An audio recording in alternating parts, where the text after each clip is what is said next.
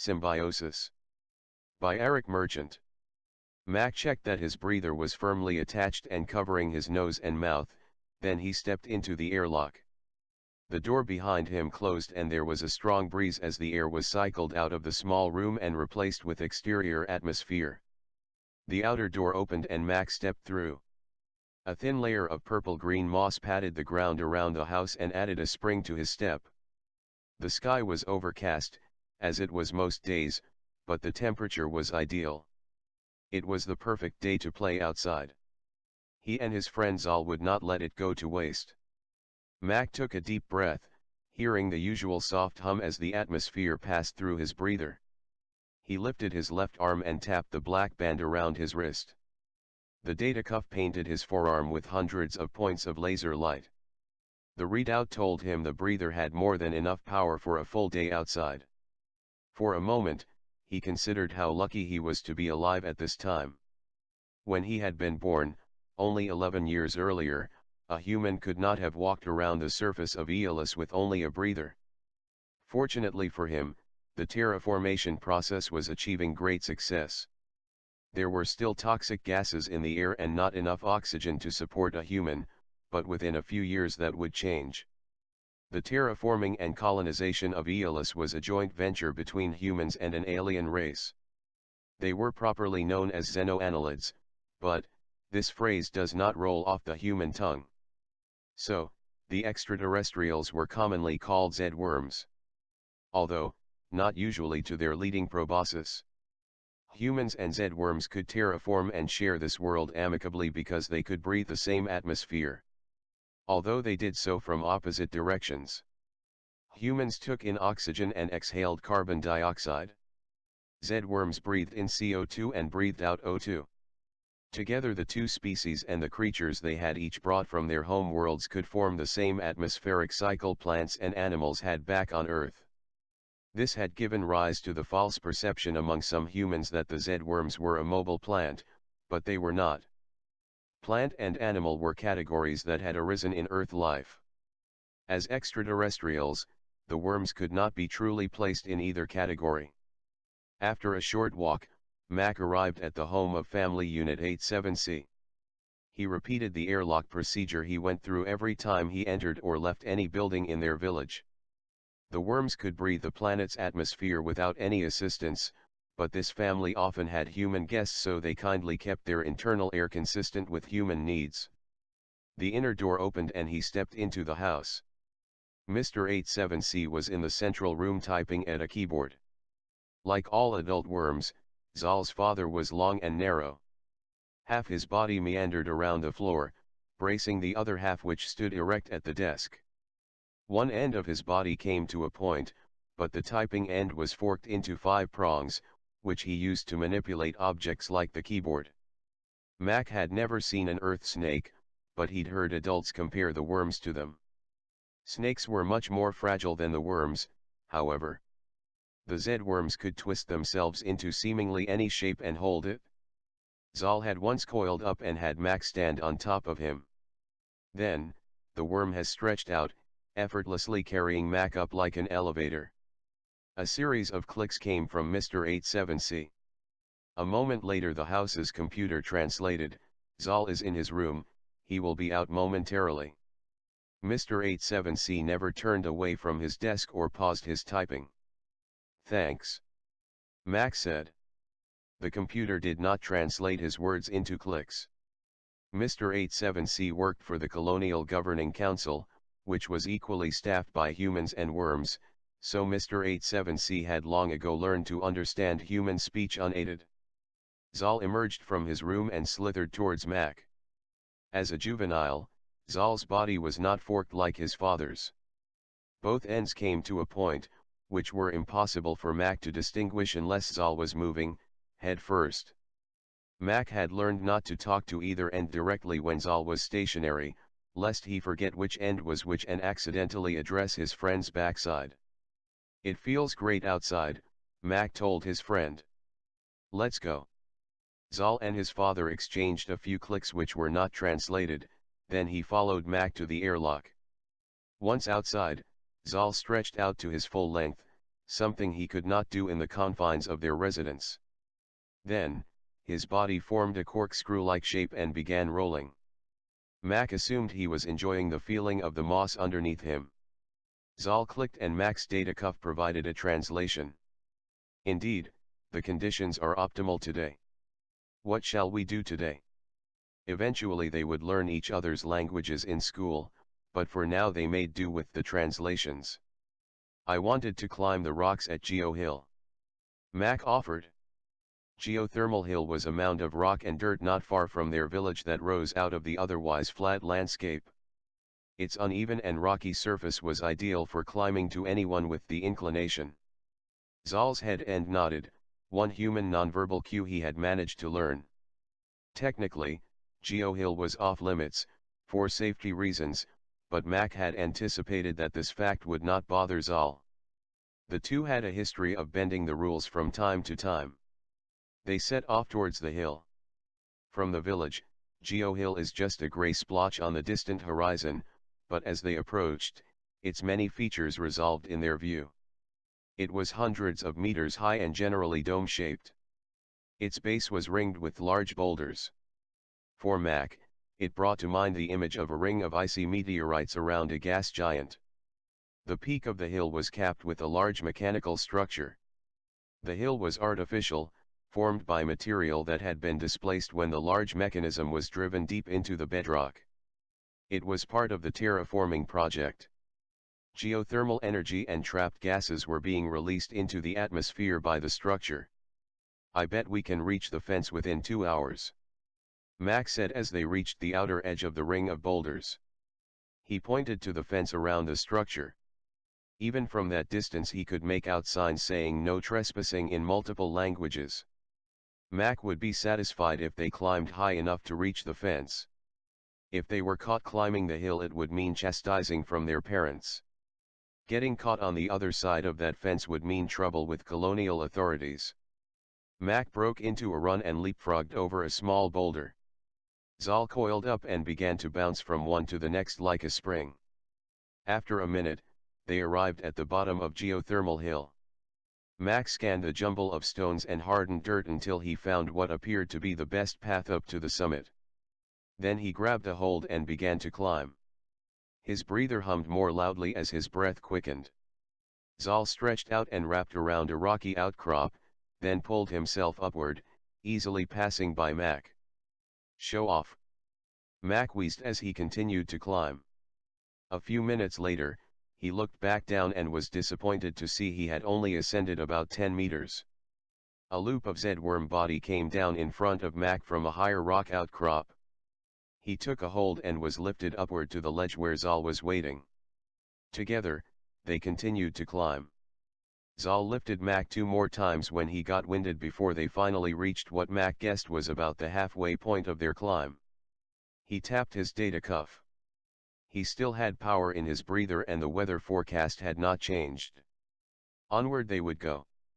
He had been right in his guess that half the climb would take them about an hour.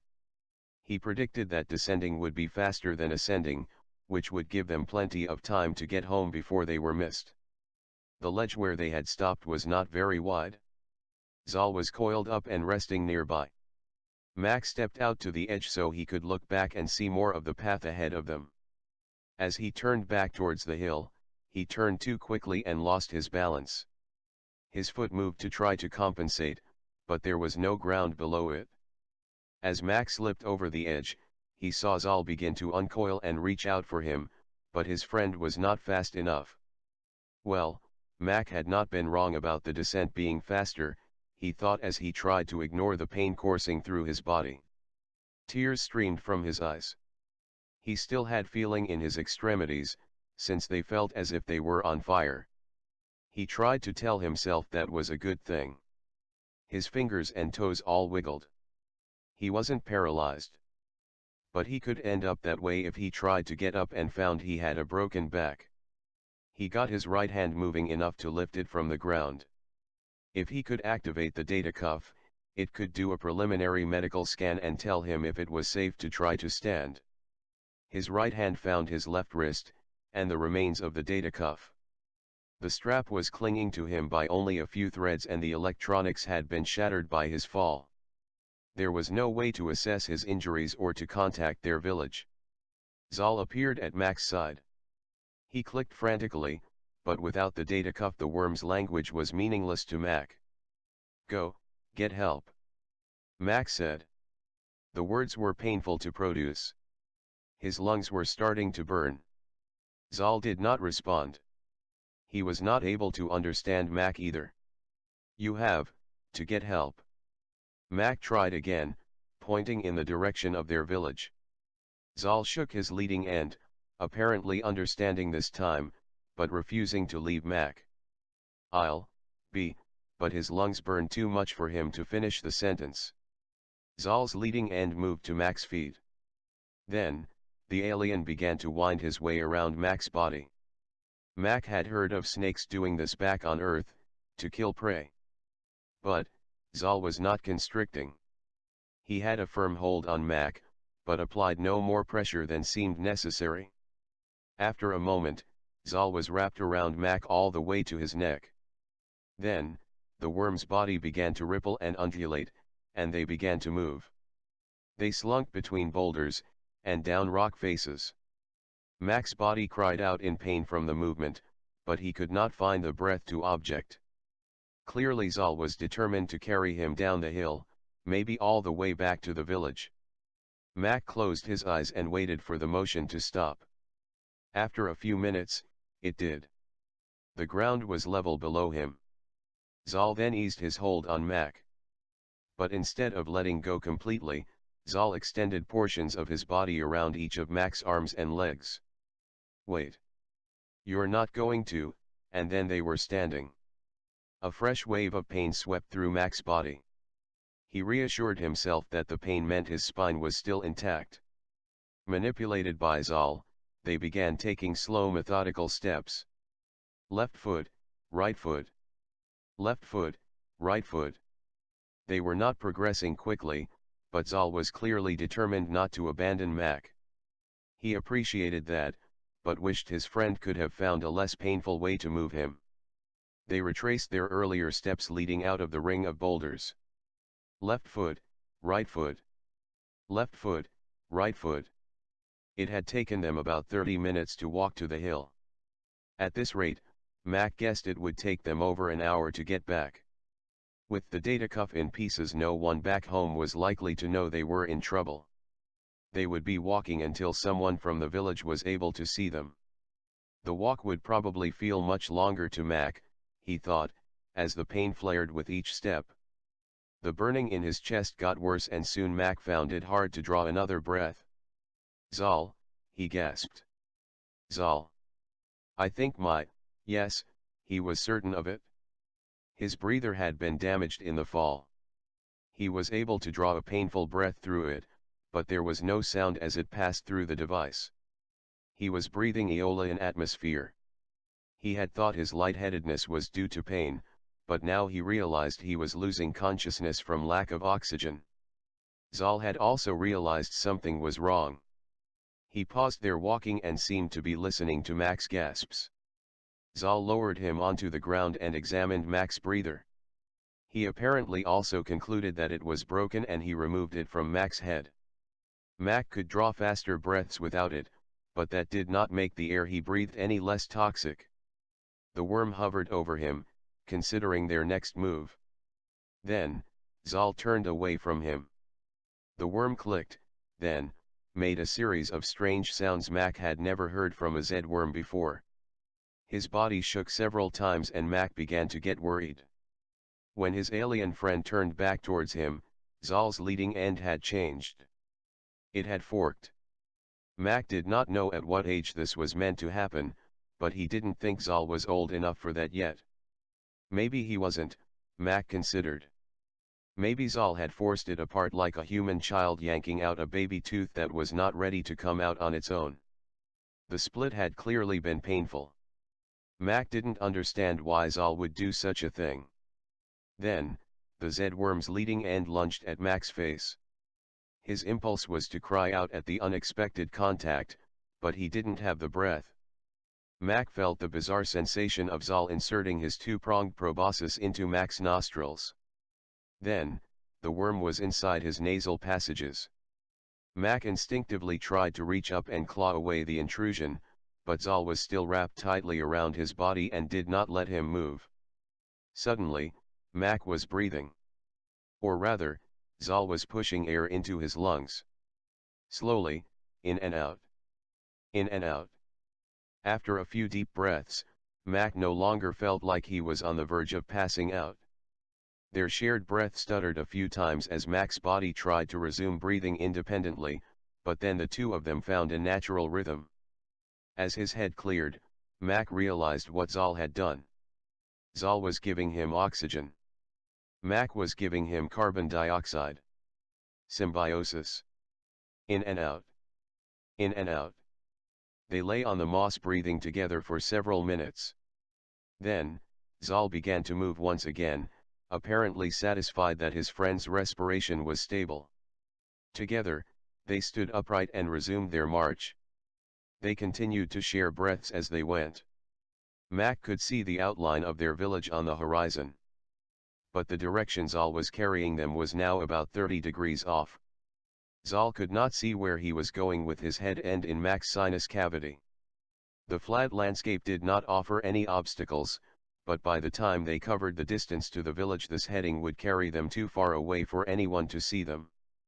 Mac flexed his left arm to try to indicate a course correction.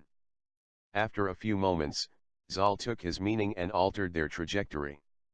Mac had to course correct 3 more times, but they eventually got themselves on a direct path home. Their return trek took over an hour, Mac guessed, but a medical team met them a few hundred meters from the edge of the village. Someone must have spotted them coming and realized there was a problem. Mac tried to imagine how bizarre they must have looked, like some sort of shambling Z-worm/human hybrid. The medical team tried to uncoil Zal, but he refused to let go.